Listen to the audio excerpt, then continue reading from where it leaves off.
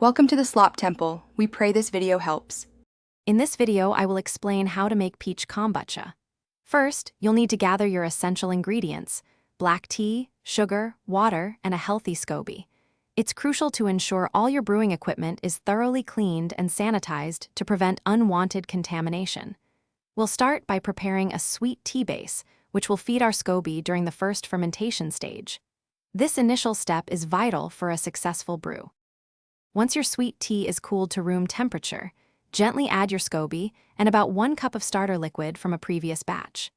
This starter liquid helps lower the pH and kickstarts the fermentation. Cover your brewing vessel with a breathable cloth and secure it with a rubber band. Allow it to ferment in a dark, room temperature spot for 7 to 10 days, tasting periodically until it reaches your desired tartness.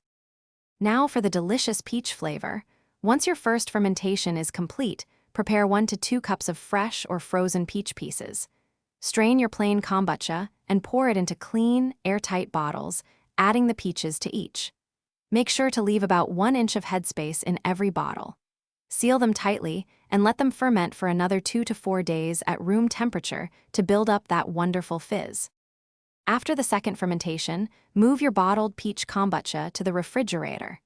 This will slow down the fermentation process and prevent excessive carbonation.